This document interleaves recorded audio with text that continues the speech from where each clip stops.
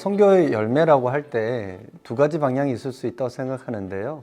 하나는 이 선교 훈련을 통해서 선교에 대한 관심을 가지게 되고 선교 훈련을 받거나 아우리치를 가거나 혹은 단기 선교사로 장기 선교사로 헌신하는 통로가 이 선교 훈련이 된다라는 거고요. 또 하나는 성도들이 일상에서 선교적인 삶을 사는 것에 있다라고 생각합니다. 가정이나 일터나 캠퍼스에서 직장에서 하나님께서 보내신 선교사로 인식하고 살아내는 것이죠. 그래서 우리 선교 훈련을 수료한 성도들이 일상생활 속에서 선교적인 삶을 살아내려고 애를 쓰고 그 변화들이 직장 안에서 또 일터 안에서 일어나는 것을 볼 때 참 감사해 하고 있습니다. 예, 저희 교회에서는 이제 선교 훈련을 통해서 아직까지는 적지만 그러니까 평신도 선교사들을 이제 파송을 하고 있습니다. 그러니까 시무 장로님께서 먼저 모범으로 탄자니아로 가셨고, 그다음에 지금 두 번째로 평신도 가정 중에 케냐로 갈 비전을 가지고 준비하고 있는 가정이 있습니다. 그래서 원래는 대기업에서 이렇게 편안한 직장을 다니셨는데 케냐 단기 선교, 그다음에 그 선교 교회에 있는 선교 훈련 LMTC를 받으시고 난 다음에 그 비전을 이제 발견을 하시고 지금은 평신도이시지만 신학적인 부분들도 사실 좀 저희 교회에서 하는 훈련은 어느 정도 한계가 있다고 생각을 하거든요.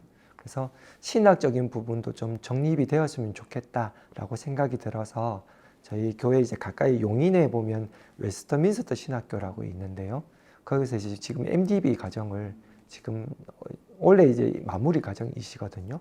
그게 마무리가 되면 지금 이제 사역하고 계시는 직장도 어느 정도 정리를 한 다음에 평신도 선교사로서 그렇게 이제 파송을 하려고 지금 준비를 하고 있습니다. 교회 안에서 진행되는 이 선교 훈련 이 과정들을 통해서 마인드가 변화되는 것 같아요. 그러니까 단순하게 우리가 뭐 짧은 기간 동안 우리가 가는 그런 해외 단기 선교, 국내 단기 선교 이뿐만이 아니라 우리의 삶에서 선교사로 살아가야 된다. 우리가 보내든지 가든지 우리가 어떤 삶을 어떤 자리에서 살아가더라도 선교사로 살아가야 된다라는 그 마인드의 변화가 성도님들에게 있는 것이 아마도 가장 큰 선교 훈련의 열매라고 할 수 있을 것 같습니다.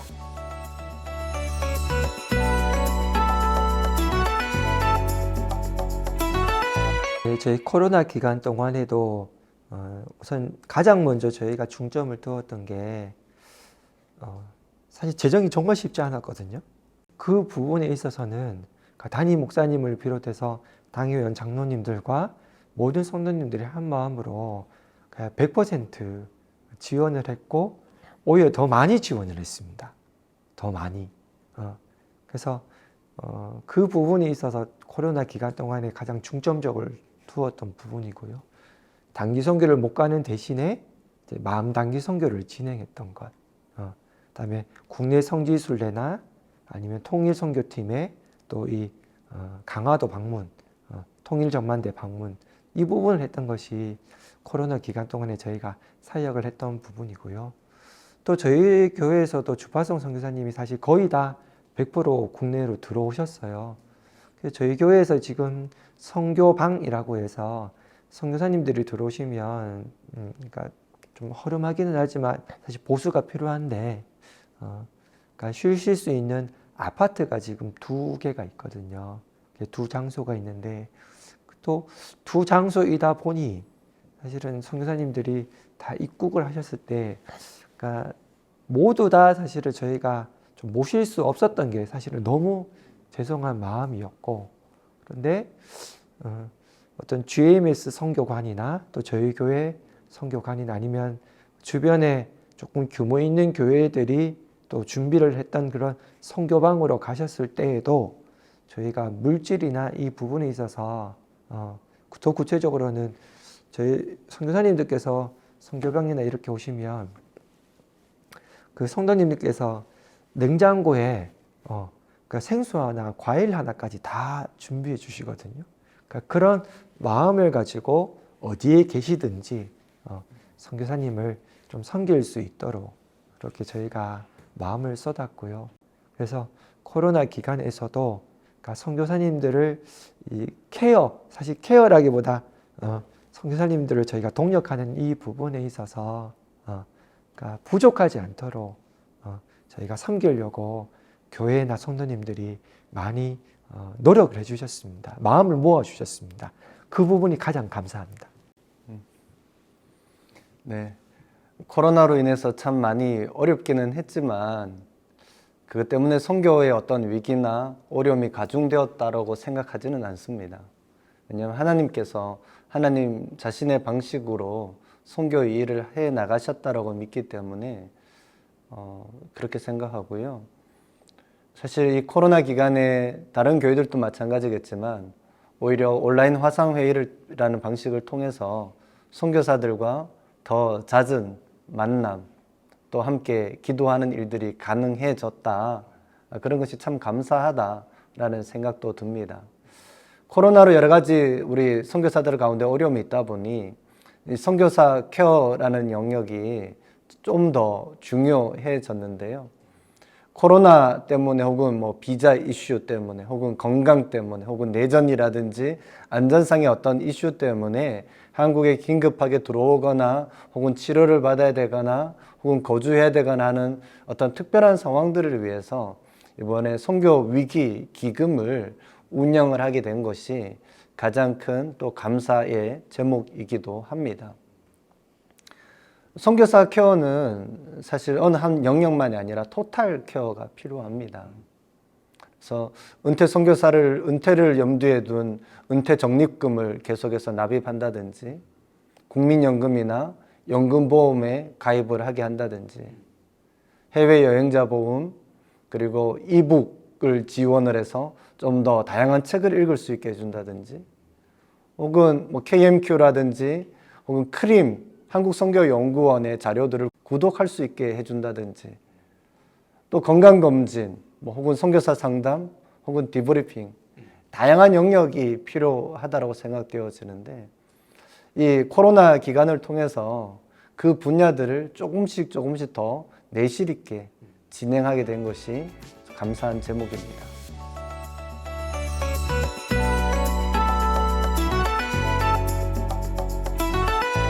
사실 지난해 온라인으로 계속 예배가 진행되어졌고 어려움이 있었지만 지난해 참 감사했던 것들이 청년들이 선교에 대해서 헌신하게 된 것입니다.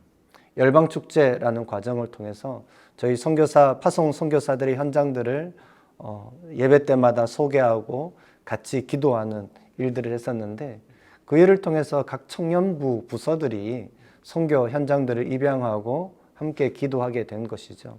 그것이 올해 계속해서 이어져서 올해 하반기에도 지금 7월 2일, 3일, 9일, 10일 청년부 수련회를 갔는데 그 청년부 수련회에서도 이 선교의 바람들을 계속해서 이어가려고 하고 있습니다. 이미 우리가 상반기에는 램스 플러스라는 선교학교를 진행하기도 했지만 하반기 9월 달부터는 램스 선교학교를 진행하기 위해서 준비하고 있고요. 또 전에도 소개한 것처럼 소수의 인원으로 구성된 아우르치 팀이 운영될 수 있도록 진행하려고 하고 있습니다. 예, 저희도 이제 내년을 이제 준비를 하고 있는데요. 이제 코로나가 더 이상 이제 핑계거리가 되지 않을 것 같아요. 이제 내년을 이제 준비를 하면서, 그러니까 이전에 있었던 그 사역들을 온전하게 다 회복시키려고 지금 준비를 하고 있습니다. 특별히 저희가 6월 초에 선교 대회 주제를 이번에는 어게인 미션으로 잡았거든요. 그러니까 다시 선교의 현장으로, 다시 우리의 마음을 선교의 열정으로. 그래서 다시 이제 내년에는 그러니까 모든 이제 이 성도들이 선교의 현장으로 발걸음을 옮길 수 있도록 하기 위해서 우선은 현지에 계시는 선교사님들과 내년에 그러니까 1월부터 단기 선교를 이제 진행할 수 있을지 여부들에 대해서 각 선교지마다 팀장 집사님들이 계시는데요. 지금 이제 조율을 하고 있는 단계에 있습니다. 그리고 국내 선교 같은 경우에도 7, 8월에 진행을 예정인 그 국내 단기 선교, 또 농촌 봉사 활동, 주도란 이런 부분들에 대해서 올해부터 지금 준비를 하고 있고요. 또 선교 훈련적인 부분에 있어서도 LMTC와 PSP를 같이 연계하는 이 부분도 이제 그 미션 파트너스 선교 단체와 함께 저희가 협력을 하려고 또 준비를 하려고 지금 준비를 하고 있습니다. 첫 번째로는 미션 파트너스고, 두 번째로 이번에 P국으로 파송되는 그 선교사님께서도 세컨더리 개념으로 해서 GMS가 메인이긴 하지만 인터서브 코리아가 또 서브거든요. 그래서 인터서브와 함께 이런 선교 훈련에 대해서 저희가 협업을 하려고 노력을 하고 있고요. 그 외에 한국에 있는 다른 선교단체들과 함께, 예를 들어서 만약에 아프리카다 그러면 아프리카만을 또 강점을 가지고 있는 선교단체가 또 따로 있더라고요. 뭐 SIM이나 AIM 같은, 그리고 뭐 이 중국이나 또 일본이나 또 이 동남아시아나 그 지역에 맞게 웨이기나 OM이나, 그러니까 그 지역의 특성을 가지고 있는 선교단체와 교회가 이 훈련 또 단기 선교를 준비하는 이 부분에 있어서 협업을 하면 시너지가 상당히 클 거라고 저는 믿습니다. 그러니까 미션 파트너스와 지금 저희가 한 단체와 지금 이 부분을 하고 있지만 너무 효과가 큽니다. 너무 이 시너지도 크고, 그래서 저희가 내년에는 그러니까 저희 교회만 이렇게 준비하는 그런 훈련이나 해외 단기 선교가 아니라 그 지역의 특성과 장점을 가지고 있는, 또 경험을 가지고 노하우를 가지고 있는 그런 선교단체와 협업을 하려고 내년에는 준비하고 있습니다.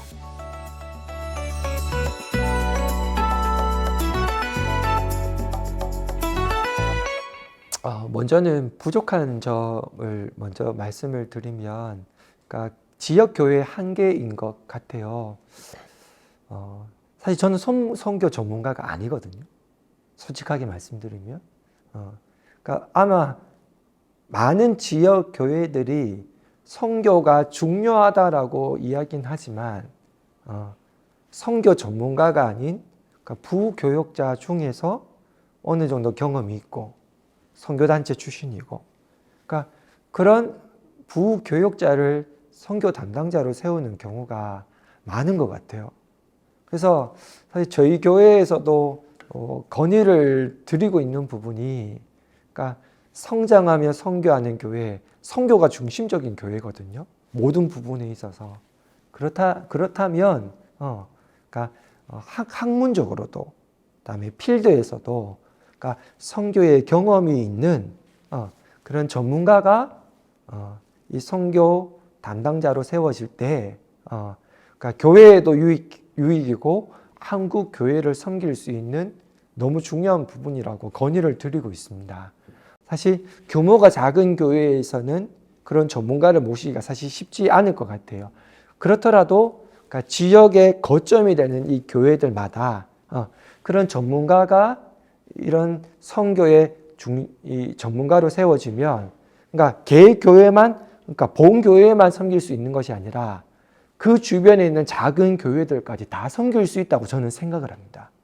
그래서 이런 필드와 학적으로 준비된 어떤 전문가가 이 지역 교회 가운데에 전문가로 또 담당자로, 선교 담당자로 세워졌으면 하는 그런 바람이 있고요. 또 두 번째로는, 그럼에도 무엇보다 선교 담당자로서 그러니까 부족하고 그런 경험이 없지만 그냥 그러니까 갖춰야 될 덕목이 무엇일까? 그러니까 그 현지의 필드의 상황을 알 수 있도록 선교사님과 그러니까 주기적인 어떤 소통이 많이 필요할 것 같습니다. 예, 그러니까 현지에 계시든지 아니면 뭐 이제 국내로 들어와 계시다 할지라도, 그러니까 선교사님과 계속 지속적으로 만나고 필요들을 알고, 그러니까 단순하게 그냥 전화 통화하거나 이것이 아니라, 카톡이나 문자가 아니라 직접 얼굴과 얼굴을 맞대어서 그분들의 필요와 기도 제목이 무엇인지 아는 것이 중요하다고 생각하고요. 또 코로나 이 기간이 끝이 나면 지역 교회 안에서도 그러니까 이런 선교 담당자들이 그러니까 필드의 경험을 할 수 있도록 사실 선교사님들도 사람인지라 사실 마음이 또 그 열정이 그리고 누군가가 물론 하나님이 보고 계시고 하나님이 감찰하시지만 누군가가 이 부분에 있어서 감찰자의 역할을 해주지 않으면 선교사님들도 유혹이 많을 거라고 저는 생각을 하거든요. 사실 사람이기 때문에 그 유혹에 넘어갈 수도 있고 그렇기 때문에 저희가 이런 표현이 맞는지는 모르겠어요. 선교사님을 이렇게 막 감시한다라는 그런 의미보다는 선교사님 정말로 선교사님의 사역을 돕고 케어한다라는 부분에 있어서 지역 교회의 선교 담당자들이 그러니까 선교 필드에 가서 그 선교사님들의 사역을 감찰하고 보고 느끼고 또 필요를 직접 와서 또 전할 수 있는 그런 기회들이 많아야 된다고 생각을 하고요. 그리고 무엇보다는 마음이 식어지지 않도록 그러니까 본인의 마음이 식어지지 않도록 잘 유지하는 것이 정말 중요한 것 같아요. 왜냐하면 저희 교회는 그런지는 모르겠지만 저는 사실은 이 선교만 담당하지는 않거든요. 다른 많은 부교육자이기 때문에 다른 사역들도 사실 뭐 교구도 있고 새가족도 있고 뭐 사역 훈련도 하고 성경대학도 하고 사실 이 선교국 안에서도 4개의 부서가 있고 사실 중국어 예배부, 영어 예배부는 외국인들이거든요. 목회자들이. 사실 소통도 잘 안 되고 언어의 한계이다 보니 소통도 잘 안 되고 그러다 보니 이 선교에 대해서만 사역을 집중하기가 사실 쉽지 않더라고요. 마음을 지키는 것도 쉽지 않고 그래서 물론 기도하면서 이 선교 사역에 대해서 영혼에 대해서도 마음을 지키는 것 이것이 선교 담당자로서 참 필요하지 않을까 싶습니다. 선교 담당자는 모두가 그렇지만 선교하시는 하나님 만나야죠. 그리고 성경을 선교적으로 읽을 수 있어야 되지 않을까. 그러려면 퍼스펙티브스라든지 카이로스와 같은 선교 훈련 정도는 기본적으로 하고 또 선교와 관련된 책들도 좀 많이 읽으면 좋겠다라는 생각을 합니다. 저는 개인적으로 이 선교 담당자로서 하고 있는 몇 가지가 있는데 그 중에 하나가 뭐냐면 한국 교회들 중에서 선교 좀 잘 한다라고 말하는 지역 교회들을 리서치하는 겁니다. 그러니까 한국 교회들과 또 한국에 있는 선교 단체들의 홈페이지를 계속 주기적으로 찾아가서 살펴봅니다. 안산제일교회 선교부는 어떤 정책을 가지고 어떻게 선교 사역을 하고 있는지 또 다른 교회들은 어떤 선교 운영 규정을 갖고 있고 지금 어떤 훈련들과 아우리치들을 진행하고 있는지 이런 부분들을 정기적으로 한국 교회 주요한 몇몇 교회들 또 선교 단체들을 정기적으로 리서치하고 있고요. 그래야 저희들도 또 배울 수가 있기 때문에 또 한 분야는 이제 국제로잔 운동이라든지 세계복음주의 연맹이라든지 국제 선교 단체들, 국제 연구 단체들, 혹은 EMQ와 같은 선교 개간지들, 글로벌 선교사 멤버 케어 네트워크와 같은 어떤 기관들의 어떤 내용들 이런 소식들을 이메일을 통해서 구독하기도 하고 또 직접 검색하면서 주기적으로 들어가 봅니다. 왜냐하면 그렇게 해야지 세계 선교가 지금 어떻게 흘러가고 있는지 지금 현재 세계 선교의 주요 이슈는 어떤 것인지를 살펴볼 수가 있거든요. 그래서 북미에 있는 한국 교회뿐만 아니라 북미에 있는 선교 좀 한다라고 말하는 교회들은 어떻게 하고 있는지도 살펴보거든요. 그러니까 우리가 우물안 개구리처럼 좁은 시야를 갖고 있으면 어렵기 때문에 지금 하나님께서 어떻게 일하고 계시는지 그리고 단체들은 어떤 생각을 가지고 지금 선교하고 있는지 정기적으로 리서치하려고 합니다. 그러한 노력을 통해서 선교에 대해서 좀 더 깊이 이해하고 또 넓게 이해할 수 있지 않을까 생각합니다.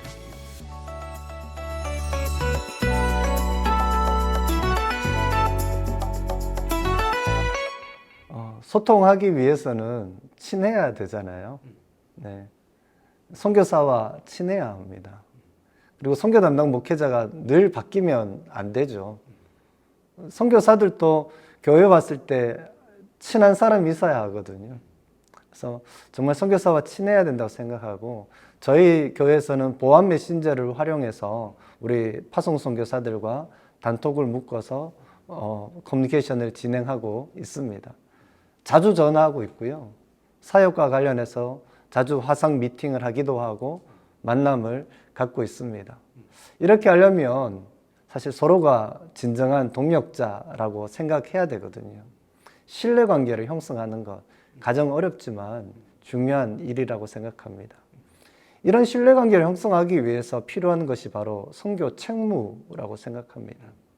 선교사는 정기적으로 기도 편지를 보내주거나, 저희 교회 같은 경우는 한 10월경에 연간 보고, 사업 보고를 받고 재정 보고를 받기도 하고 차기 년도 사업 계획서를 받기도 합니다.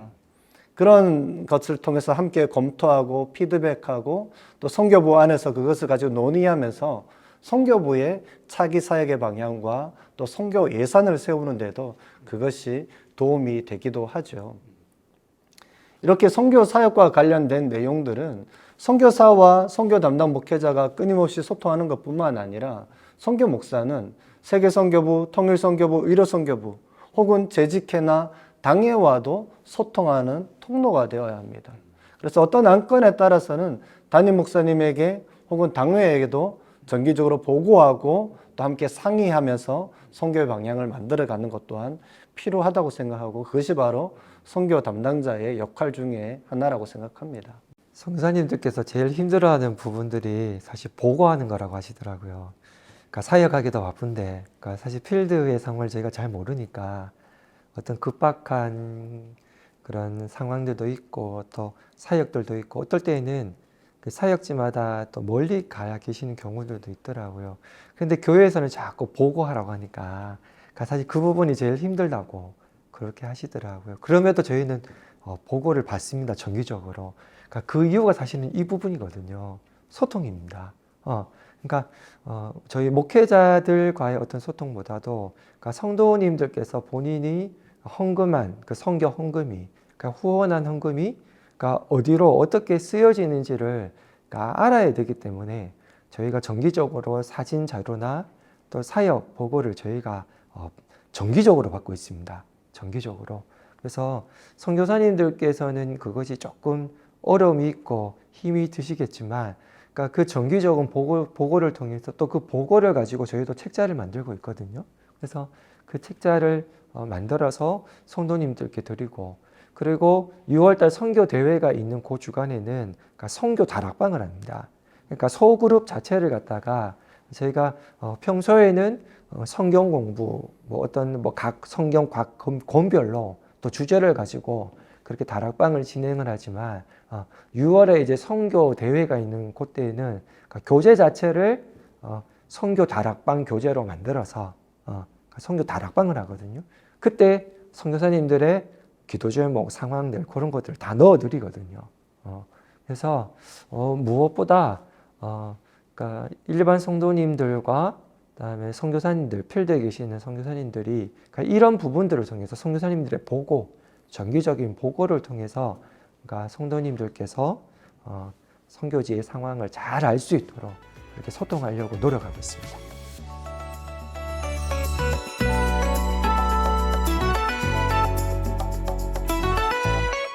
사실 저희가 선교를 할 때 제일 조심을 해야 될 부분이 결과주의이지 않을까 싶습니다. 재정이 들어가고, 또 해외 단기 선교 한 팀을 파송할 때도 훈련시키고, 또 준비 모임하고, 또 상당히 많은 재정들이 또 투입이 되잖아요. 그렇다 보니 뭐 해외 단기 선교 사실 길어봤자 한 10일 정도, 뭐 길어봤자 한 보름? 한 달도 사실 안 가거든요. 직장인들 한 달 시간 빼기도 힘든데, 그 길어봤자 10일, 뭐 9박 10일, 일주일, 대부분 일주일인데, 그 해외 단기 선교를 다녀와도 무슨 결과가 있었냐? 어떤 몇 명이 헌신했냐? 몇 명이 예수님 믿었냐? 그 결과를 사실은 교회에서 바라거든요.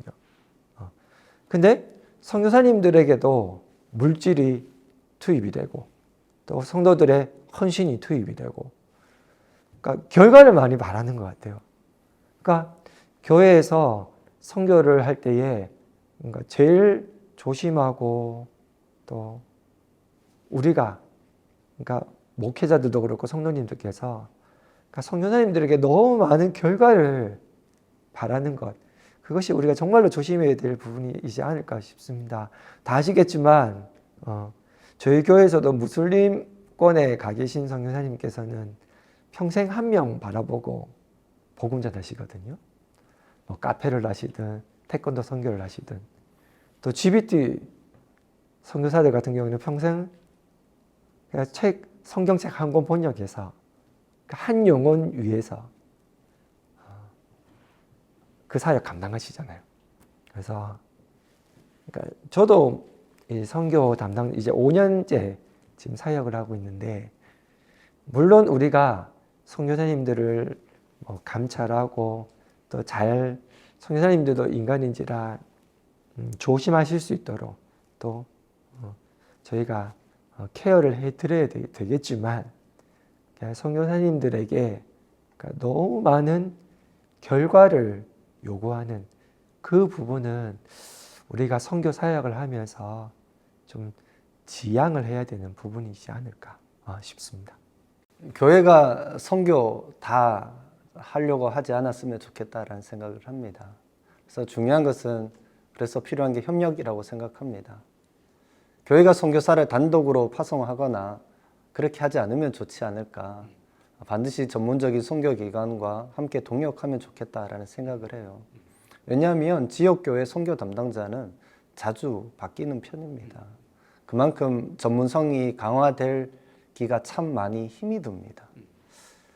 그에 비해서 선교 사역은 단기간에 성과 낼 수 있는 게 아니죠. 장기적인 관점을 가지고 서서히 천천히 진행해야 되는 일입니다.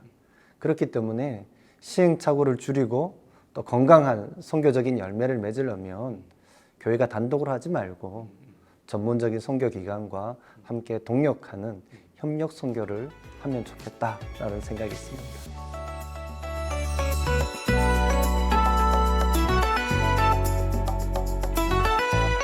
네, 사실 저희 교회는 선교적인 사명이 명확하고요.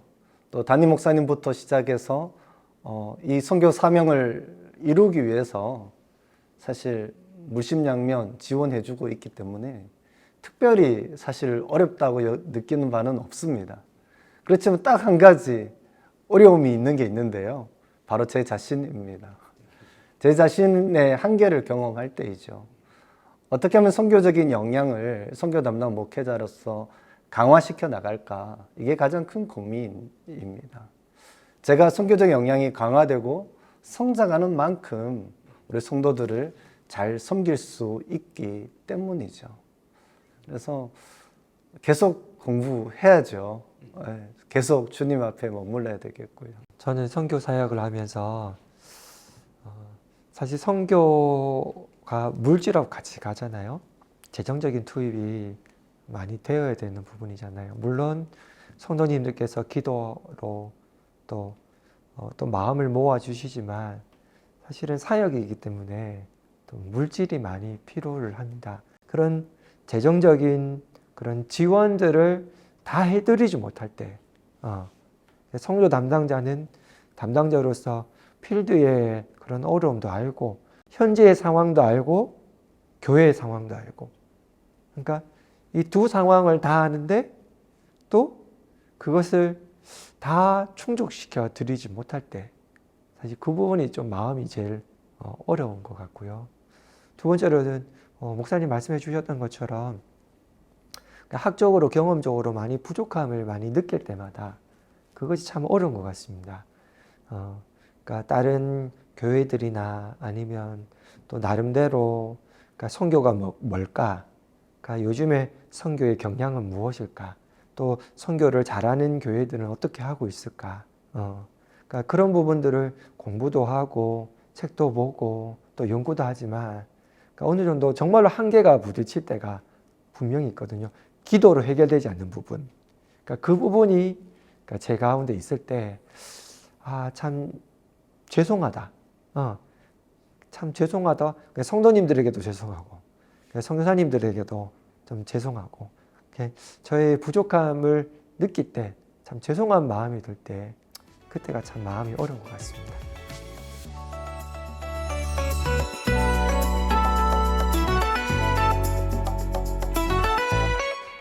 우선은 기도로 시작을 해야 되는 것 같아요. 네. 그러니까 아무리 좋은 아이템이 있고 사역이 있어도, 그러니까 기도로 준비되지 않으니까 아무리 좋은 것도 시작도 안 되고 아무것도 안 되더라고요. 그래서 먼저는 어떤 좋은 각 교회가 가지고 있는 은사나 또 어떤 사역적인 아이템들이 있다면, 그러니까 먼저는 기도로 준비하셨으면 좋겠습니다. 기도 모임부터 시작이 되면 그것이 나중에는 팀이 되고 사역이 되더라고요. 예를 들어서 저희 교회에 이제 그 통일선교팀이 사실 그랬습니다. 그러니까 통일선교팀이 맨 처음에 시작이 된 게 1명, 2명 기도 모임으로 시작을 했습니다. 기도 모임으로 시작을 하다 보니, 그러니까 알게 모르게, 그러니까 저 집사님이, 저 성도님이 북한에 대해서 마음이 있었나? 라고 싶은 의외의 인물들이 나타나더라고요. 그러니까 보물들이 드러나기 시작하더라고요. 그래서 기도 모임을 하니까 저 집사님이 알고 보니 북한학과를 전공하셨는 거예요. 지금 하고 계시는 일은 전혀 그게 아닌데, 대학 때부터 북한을 품고 기도하셨대요. 또 이분은 또 기도하셨대요. 그러니까 알게 모르게 이 기도 모임부터 시작을 하니까 이 평소에 가지고 있었던 성도님들의 이 감추었던 그 보물들이 하나하나 드러나는 경우들을 저희가 보았거든요. 그래서 교회마다 선교의 활성화는 저는 기도부터 그렇게 일어난다라고 생각을 하고요. 두 번째로는 목회자가 다 안 해도 된다고 생각합니다. 목회자가 다 안 해도 돼. 그러니까 각각 은사에 맞는 그런 팀장 집사님들을 세우면 목회자가 하는 것보다 더 잘 되더라고요. 예. 저희들도 각 주파성 선교지마다, 그리고 뭐 의료면 의료, 아니면 문화면 문화, 저희 교회도 이제 문화 선교팀이라고 있는데요. 작년에는 저희가 이제 코로나 기간 동안에 이제 선교 대회를 어떻게 하면 좀 특별하게 해볼까라고 해서 선교 주일에 짐 엘리어 선교사님을 주제로 해서 뮤지컬을 했습니다. 성도님들이, 그러니까 문화 선교팀을 중심으로 해서, 그래서 말씀도 설교도 그 말씀으로, 그다음에 뮤지컬도 그 짐 엘리어 선교사님 그 내용으로. 그때도 목회자가 관여하지 않거든요. 물론 지도 목사가 있기는 하지만, 그런데 너무 은혜가 정말로 넘쳤습니다. 너무 은혜가 넘쳤습니다. 그래서 목회자가 다 안 해도 그 평신도 가운데에 은사가 가지고 있는 분들을 적절하게 그 은사에 합당하게 기도를 통하여 발견을 해서 세우면 이 각 교회마다 선교가 너무 부흥이 될 것 같습니다. 그래서 목회자가 모든 거 다 붙잡고 하나하나 꼬집꼬집 다 안 해도 되고, 평신도 우리 사역자들에게 맡겨도 사역이 너무 잘 된다, 믿어도 된다 라는 그 마음을 가지고 사역하면 각 교회마다 선교의 부흥이 일어날 줄로 믿습니다.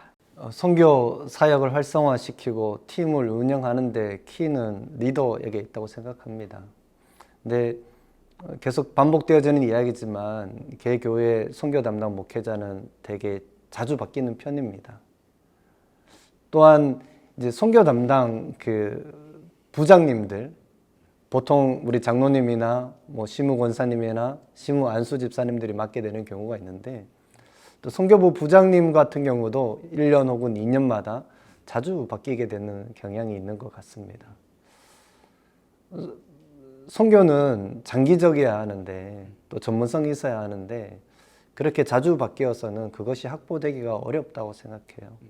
그래서 교회가 정책적으로 선교 담당 목회자나 혹은 선교부의 부서장들은 좀 장기적으로 사역을 할 수 있도록 정책적인 배려를 해주면 좋지 않을까.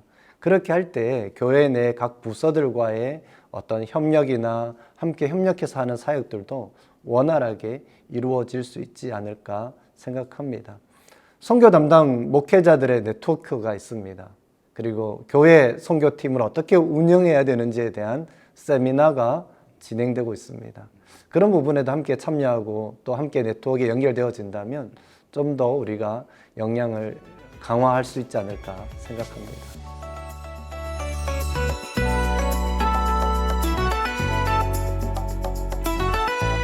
지역 교회 안에서 부교육자로 선교 담당 목회자로 사역하는 것이 참 기쁩니다. 감사함으로 사역을 하고 있습니다. 우리는 각자 은사와 부르심이 다르다고 생각합니다. 지금 부교육자 리더십이라는 주제를 가지고 우리 선교 영역을 다루고 있는데요. 저는 그렇게 생각합니다. 모든 목회자가 담임 목사가 될 필요도 없고 또 될 수도 없다라고 생각합니다. 오늘날 한국 교회를 좀 더 건강하게 만들어가기 위해서는 부교육자들도 자신의 은사에 맞는 영역들을 개발할 필요성이 있다고 생각합니다. 선교면 선교사역, 찬양사역, 혹은 교육사역. 각자 은사와 부르심대로 사역을 감당할 때 교회는 더 든든하게 세워져 가는 것이죠. 그래서 선교 영역의 부교육자 리더십도 마찬가지입니다. 정말 하나님께서 이곳에 나를 부르셨다라는 믿음, 소명이 명확하다면 선교 영역의 부교육자로서 은퇴하는 것은 어떨까요? 그 각 전문 영역의 부교육자들이 함께 자기가 맡은 역할들을 잘 감당할 때 교회는 건강하게 또 그 교회에 주신 목회 철학 이룰 수 있을 거라고 생각합니다. 함께 그 길 걸어가 보시지 않으시겠습니까?